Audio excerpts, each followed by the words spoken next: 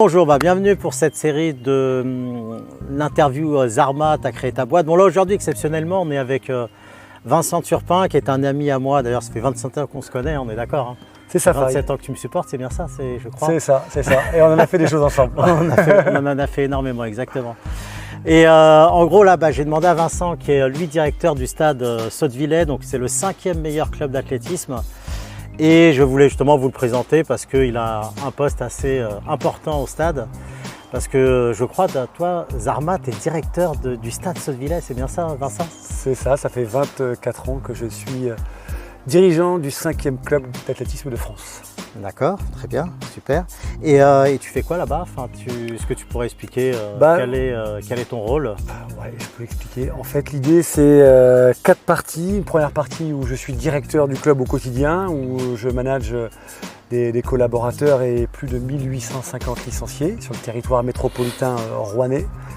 Donc ça, c'est une partie importante de mon travail. Deuxième partie, l'organisation et la direction du Perche Elite Tour. C'est une compétition internationale de saut à la perche qui a lieu chaque année dans un grand palais des sports à Rouen avec plus de 5000 personnes et devant les caméras de télévision et les meilleurs athlètes du monde. D'ailleurs que Zarma, moi je vous conseille de venir. Si un jour vous passez dans le coin, venez parce que c'est vraiment un spectacle, super grosse ambiance.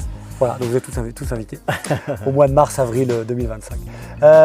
Dernier événement date, c'était la semaine dernière, le meeting international de Sotteville, pareil, 200 athlètes, 250 bénévoles, et ça c'est chaque année.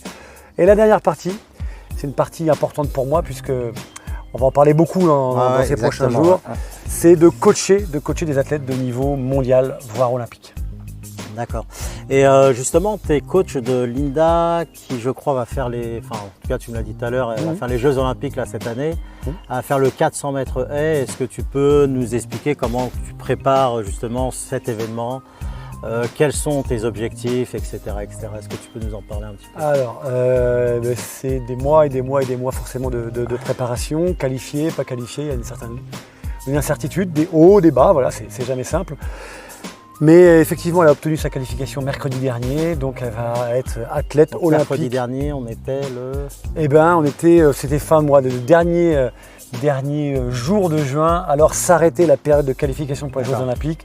On mettait les compteurs à zéro et on voyait qui était qualifié, qui n'était pas qualifié. Donc elle fait partie des athlètes qui sont qualifiés pour les Jeux Olympiques et Paralympiques de Paris 2024.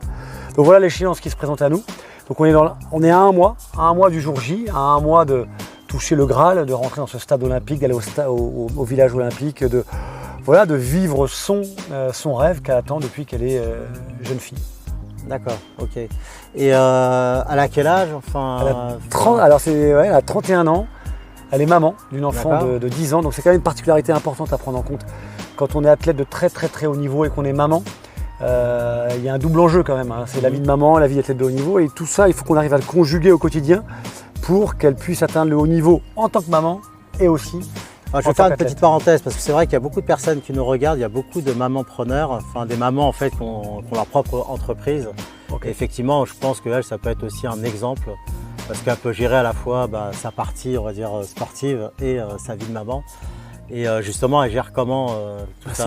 C'est une double médaille d'or, hein. Élever ses enfants et être maman, voire papa aussi, hein, c'est un vrai sujet. D'ailleurs, c'est certainement le sujet le plus important de la vie.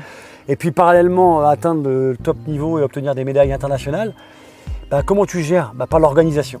L'organisation, tu n'as pas le droit à l'approximation au quotidien.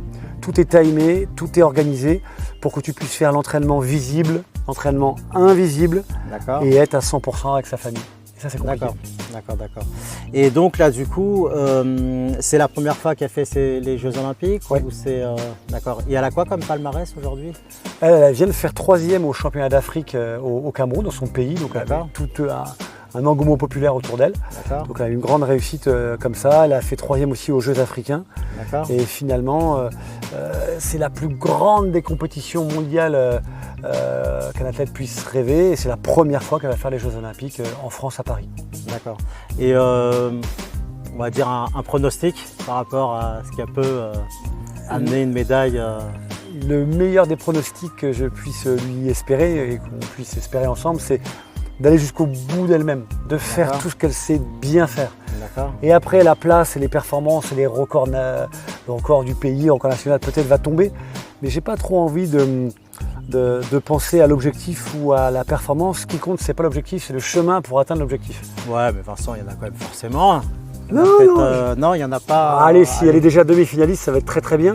D'accord. Mais ça, c'est vraiment un sujet très secondaire. C'est être focus, hyper concentré sur la partition qu'on a à jouer ensemble pour être ensemble les meilleurs au Stade de France dans quelques semaines. Bon, bah d'accord, très bien.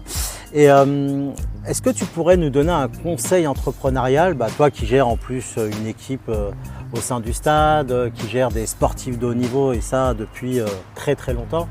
Est-ce que tu aurais un conseil à nous donner, nous entrepreneurs, pour pouvoir atteindre nos objectifs? Toi qui as l'habitude d'ailleurs d'atteindre des objectifs. Moi, le conseil que j'ai à donner, ne jamais oublier qu'il y a le calme qui arrive après la tempête. Ça veut dire quoi? Ça veut dire concrètement, on a tous des hauts et des bas.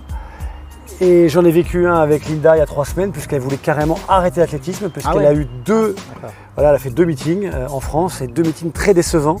Des grandes échéances internationales arrivaient et elle ne se sentait pas prête. Elle m'a dit, Vincent, j'arrête, on laisse tomber. Et là, on était dans la tempête, on était dans la tourmente. Donc qu'est-ce qu'il a fallu? Il y avait une raison particulière. Elle était déçue, elle était déçue, elle était à court de forme et elle ne comprenait pas pourquoi. Donc plutôt que d'aller trouver la solution au cœur du problème, elle a préféré me proposer de jeter l'éponge. Donc là, moi forcément, j'étais en période de tension et donc j'étais dans la tempête. Et je me suis dit, bon ok, Linda, reste tranquille chez toi et demain on se voit, on discute. On n'a pas parlé entraînement, on n'a pas parlé compétition, on n'a pas parlé objectif. Et donc je lui ai expliqué pourquoi. Oui, donc la décision n'a pas été prise à chaud en fait, c'est ça que tu es en train de dire. Pour elle, oui, elle voulait la prendre à chaud, mais moi je lui ai invité à prendre du recul. D'accord. Et laisser passer un petit peu la tempête tranquillement et poser les difficultés. On a posé les difficultés. 3 semaines après, elle devient 3e au championnat d'Afrique. 3 semaines après, elle obtient sa première qualification aux Jeux Olympiques. Tout ça parce qu'on a pris un peu de temps, du recul, la prise de hauteur pour pouvoir prendre ensemble la meilleure décision. Et c'est ce que j'invite à faire les gens qui te suivent. C'est vraiment ne jamais réagir, surréagir à chaud. Mais quand il y a un moment difficile, prendre du recul, prendre du recul, prendre du recul. D'accord. En fait, il y a eu forcément aussi un déclic, j'imagine, puisque bon, ok, elle a eu cette fameuse prise de recul, mais c'était quoi le déclic? Ça a été que ça ou il y a eu autre chose? Le déclic, c'est qu'elle m'a proposé d'écrire avec elle au mois de septembre l'aventure olympique. D'accord. Et je lui ai dit que moi, je ne quitterais pas le navire. Donc elle ne peut pas me laisser tomber. D'accord. Donc j'ai joué un peu sur l'affect pour lui dire, si tu prends une décision, elle n'impacte pas que toi, elle impacte aussi tout ton environnement direct et indirect. Donc réfléchis à toi, mais réfléchis à tous ceux qui t'entourent et tous ceux qui croient en toi. Et ça a été ça le déclic. Ah, ça a été vraiment ça le déclic. Ouais. Ok, écoute, merci Vincent d'être venu à cette interview parce que hyper intéressant, parce que là c'est vrai qu'on a vu un autre angle effectivement. Parce que d'habitude il y en a, ils vont parler d'autres déclics. Là, la prise de recul, donc hyper important effectivement, parce que c'est vrai que de prendre des décisions comme ça à chaud en général, c'est pas du tout la bonne décision qu'il faut prendre. Donc merci pour le conseil. Et puis on espère, en tout cas pour Linda, on sera là pour l'encourager. Allez, au revoir.